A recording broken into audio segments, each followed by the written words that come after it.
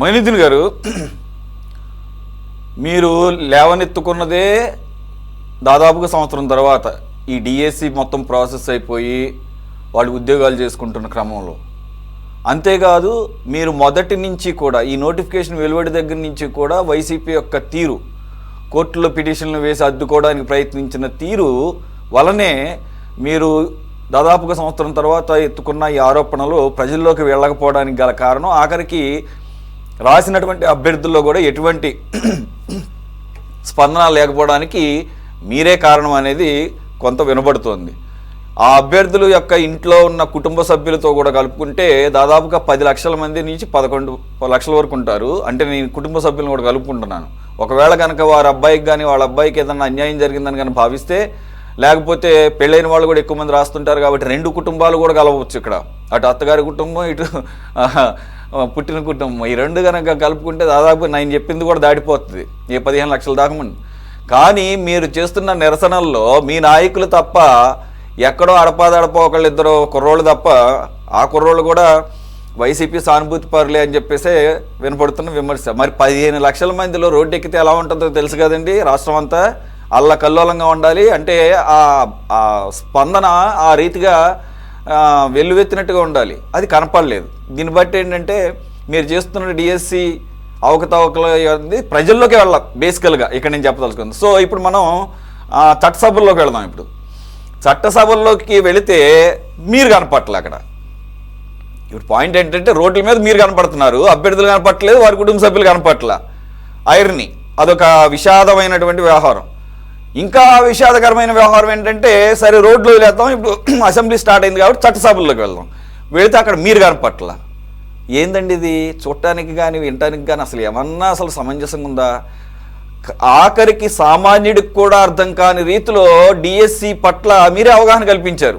Even నాకు కూడా DSC మీద అంత అవగాహన లేదు, to be honest with you, in the beginning days of this DSC controversy. నాకు కూడా థ్యాంక్స్ టు యూ ఓన్లీ. అలాగే అసలు డిఎస్సి అంటే ఏంటి, ఇది రిక్రూట్మెంట్ ఎలా జరుగుతుంది, దీని అవసరం ఏంటి, అసలు దీని అవసరం ఇంతుందా, దీని ఇంపార్టెన్స్ అంటే గవర్నమెంట్ టీచర్లే కదా వీళ్ళంతా. గవర్నమెంట్ టీచర్ల వల్లనే కదా గవర్నమెంట్ స్కూల్స్ బాగుపడేది, గవర్నమెంట్ స్కూల్ పిల్లలు బాగుపడేది, అంటే వారి భవిష్యత్తు తీర్చిదిద్దబడేది. ఆ రకంగా వారి కుటుంబాల్లో ఒక వెలుగులు వచ్చేది. ఆల్రెడీ చాలా చెప్పారు ఇప్పుడు మాజీ వెంకటేశ్వరరావు గారు. I don't want to go in to those details. నేనేమంటున్నానంటే, సామాన్యుడికి కూడా మీ వలన ఈరోజు డిఎస్సి ప్రభుత్వం రాగానే వేసింది, అది కూడా మెగా డిఎస్సి వేసింది. మీరు వెళ్ళిపోతూ కంటి తుడుపు చర్యగా 6,000 జాబ్స్ డిఎస్సి వేసి 5 సంవత్సరాలు దాన్ని జోలికి పోకుండా, ఒక్క డిఎస్సి కూడా వేయకుండా వీరు వేసిన తర్వాత మీరు అడ్డుకుంటున్న క్రమాన్ని ప్రజలు గమనించి ఈ డిఎస్సి యొక్క మొత్తం విధి విధానాలు కూడా స్టడీ చేశారు. అయినా కూడా రోడ్డు మీదకి రావటంలా. సరే, పొలిటికల్గానే తీసుకుందాం. పొలిటికల్గా మీకు ఉన్నటువంటి అవకాశం ఏంటి? కోర్టుల చుట్టూ తిరుగుతున్నారు. మరి అసెంబ్లీకి కూడా తిరగాలి కదా. అసెంబ్లీకి వస్తే బాగుండేది కదా. ఎందుకు ఆయన బొత్స సత్యనారాయణ గారిని ఇబ్బంది పెడతారు అక్కడ మండలిలో? ఎలాగో నెక్స్ట్ టాపిక్ ఉంది, ఏపీపీఎస్సీ అనే పెద్ద బండ ఆయన నెత్తి మీద పెట్టి. ఇప్పుడు నేనేమంటున్నానంటే, డిఎస్సి మీద అసెంబ్లీలో కదా చర్చించాల్సింది. కనీసం గతంలో చేసి వదిలేసేయండి, అసెంబ్లీకి వెళ్ళకపోవటం మీరు చెప్పిన కారణాలు. ఈరోజు వెళ్ళుంటే లోకేష్ గారు 1 సైడెడ్గా బొంబాట్ చేస్తూ ఇచ్చినటువంటి స్పీచ్కి వాళ్లే చప్పట్లు కొట్టుకునే బదులు అంతకన్నా ధీటుగా మీరు కనుక మాట్లాడుంటే మేము కూడా విని సంతోషించేవాళ్ళం కదా. దాని గురించి కూడా ఇప్పుడు నేను డిబేట్లో మాట్లాడే అవకాశం లభించేది కదా. నేను ఓన్లీ మొయినుద్దీన్ గారి వాయిస్ మాత్రమే ఇవ్వగలుగుతున్నాను కదా. ఏంటి దుర్మార్గము, లేకపోతే ఏంటి దాన్ని ఏమంటారు, దురదృష్టకరం సార్. ఈరోజు సురేష్ గారు, మీకు పెద్దలకు 24 ప్రేక్షకులకు నమస్కారం సార్. లాయర్ గారు చాలా బాగా చెప్పారు. ఆయన మునిగ చెట్టు ఎక్కించారా, లోకేష్ గారిని తమలపాకు చెట్టు ఎక్కించారు, ఏ చెట్టు ఎక్కించారో తెలియలేదు. ఏ చెట్టు ఎక్కించారో ఆయన కింద పడి కాళ్ళు చెట్టు తిరగాల్సిందే. అంత బాగా చెప్పేశారు ఆయన గురించి. డిఎస్సీలో నియామకాలు జరపలేదు, జగన్మోహన్ రెడ్డి గారు ఇవ్వలేదన్నారు. సార్, పాతలో మీరు లిస్ట్ చెక్ చేసుకోండి.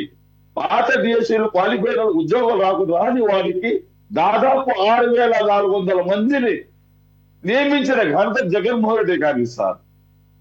ఆనాడు చంద్రబాబు నాయుడు గారు వీళ్ళందరూ బ్యాలెన్స్ పెట్టిపోయినటువంటి నియామకాలు 1998 నుండి కూడా నిలిచిపోయిన నియామకాన్ని నియమించిన ఘనత జగన్మోహన్ రెడ్డి గారి సార్.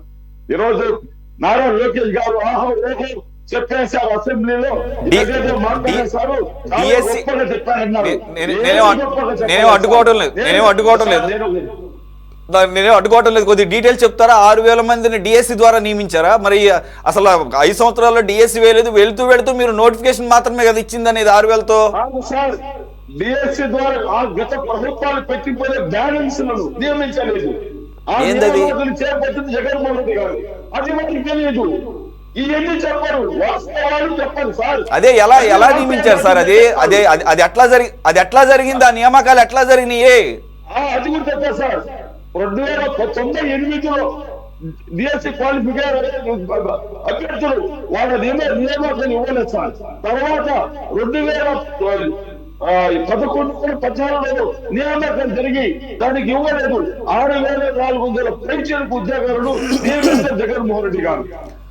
ఒక్క నిమిషం కన్ఫ్యూజన్ ఉండకూడదు.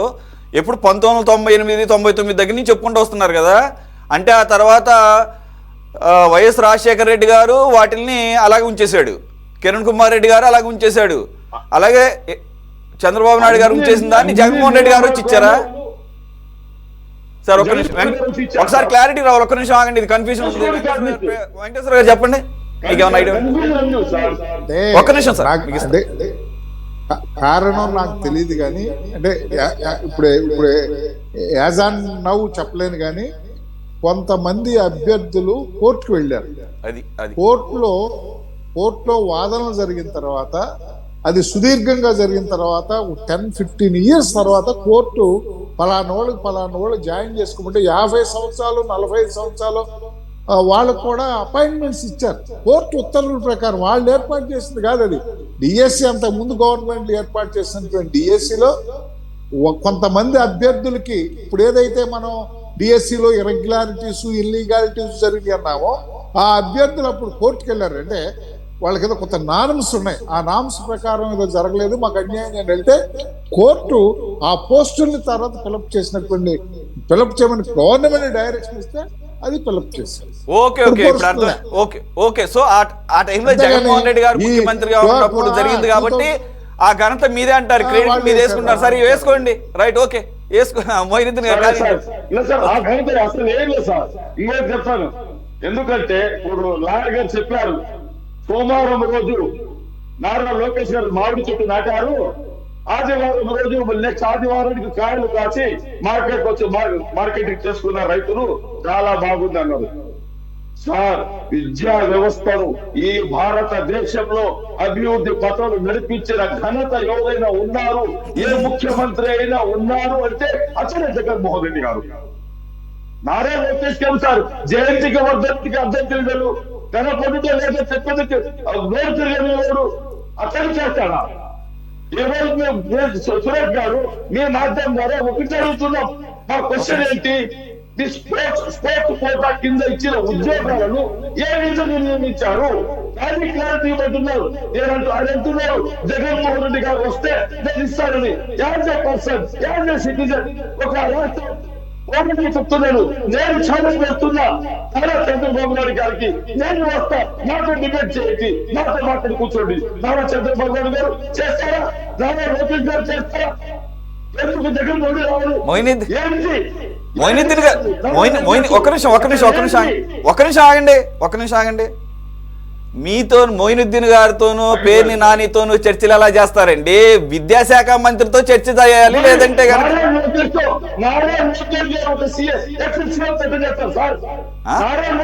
వ్యక్తి ఒక ఎమ్మెల్యే పనిచేసిన వ్యక్తి. గారు కొంచెం క్లారిటీగా మాట్లాడు, ఆవేశం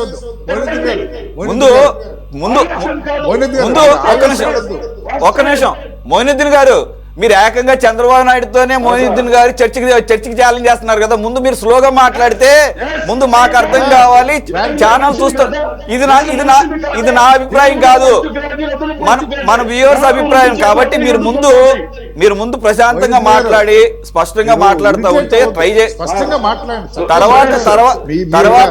తర్వాత మీరు ఛాలెంజ్లు చేయొచ్చు. మీ అభిప్రాయాన్ని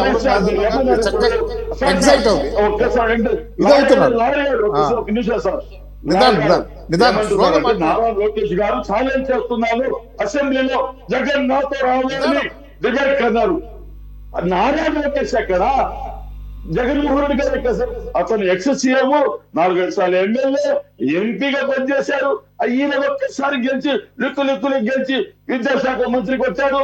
నాకు ఏమనుకోవద్దు మాట్లాడింది జగన్మోహన్ రెడ్డి గారు డిబేట్ రమ్మని. సరే ఏమనుకోవద్దు, ఒక్క నిమిషం ఏమనుకోవద్దు. కానీ ముందు ఛాలెంజ్లు చర్చల దాకా వెళ్ళొద్దు. అసలు డిఎస్సి అంటే ఫుల్ ఫామ్ ఏమన్నా ఐడియా ఉందా మీకు కానీ మీ నాయకులకు కానీ? అసలు ఫుల్ ఫామ్ చెప్పగలరా?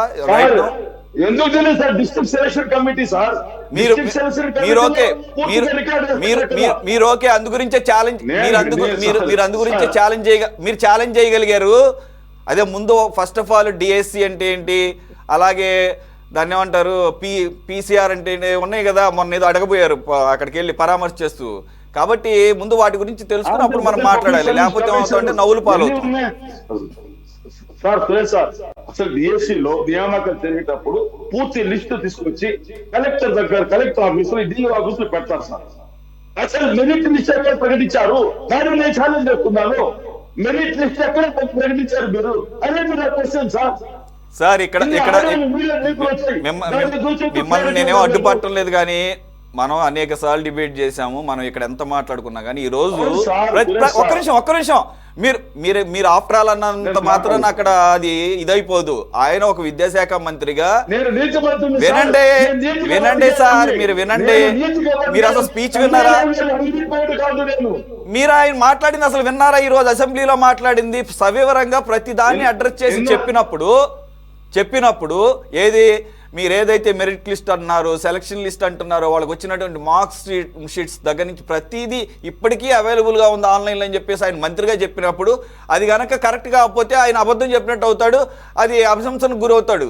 కాబట్టి ఏంటంటే మనం ఆరోపణలు చేసేటప్పుడు కనీసం ఈ రోజైనా అసెంబ్లీలో ప్రభుత్వం తరపున ఒక అధికారిక ప్రకటన ఇచ్చిన తర్వాత అయినా మీరు ఒకసారి సమీక్షించుకొని దీంట్లో స్పోర్ట్స్ కోటాకి సంబంధించి ఏమైనా క్లారిటీ కావాలనుకుంటే ఇంకా 3 రోజుల పాటు జరగబోతున్నాయి అసెంబ్లీను మండలిలో.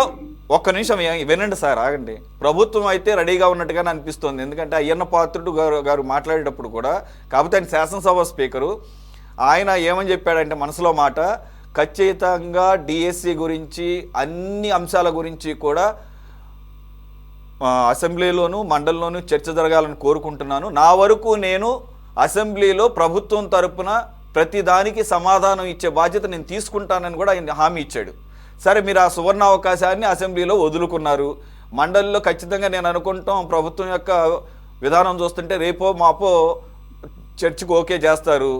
అప్పుడు కూడా నాకు తెలిసి లోకేష్ గారు వెళతాడు, మండలికి కూడా వెళ్తాడు, మరి మంత్రి కాబట్టి ఆయన సమాధానం ఇవ్వాలి. కాబట్టి ఈరోజు ఆయన విన్న స్పీచ్ పూర్తిగా మీరు విని ఆకలింపు చేసుకొని సరైనటువంటి ప్రశ్నలతో మీరు మండలికి సిద్ధం అవ్వండి. అంతవరకు అంతకన్నా నేను మీకు సలహా ఇవ్వదలుచుకోలేదు. కాబట్టి ఏదో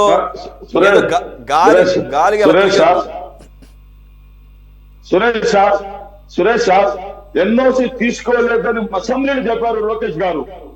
ఏదైతే నవీన్ అవుట్ సోర్సింగ్ ఉద్యోగం ఇస్తున్నాడో అసెంబ్లీలో చెప్పారు, అసెంబ్లీ శాఖకి ఎన్ఓసి తీసుకోలేదని. అదే కోన శిశుధర్ గారు ఏమని చెప్పారు సార్? అతని అధికారులు కూడా చూడండి, అతని ఇంటర్వ్యూ కూడా ప్లే చేయండి. ఇప్పుడు మీ దగ్గర ఉంటే అతని ఇంటర్వ్యూ కూడా ప్లే చేయండి సార్. అక్కడ కోర్టు ఇచ్చేసి అఫిడవిట్ ఏముందని ఎన్ఓసి గురించి ఈరోజు నాకు కూడా గుర్తున్నంత వరకు మరి అది కోన శశిధర్ చెప్పారా లేకపోతే మిగిలిన అధికారులు చెప్పారు? ఎందుకంటే 3 తడవలుగా 3 సార్లు వచ్చారు. వినండి, నాకు కూడా గుర్తుంది అదే, ఎన్ఓసి అతను సబ్మిట్ చేయలేదు. అతను ఫలానా ఉద్యోగిని అని చెప్పేసి అక్కడి నుంచి నో అబ్జెక్షన్ సర్టిఫికేట్ తీసుకుని మాకు సబ్మిట్ చేయలేదు, అది తర్వాత బయటపడింది కాబట్టి అతను అనర్హుడుగా ప్రకటించామన్నారు, అయిపోయింది అక్కడికి. మీరు మళ్ళా దాన్ని పట్టుకుని వేలాడతారేంటి?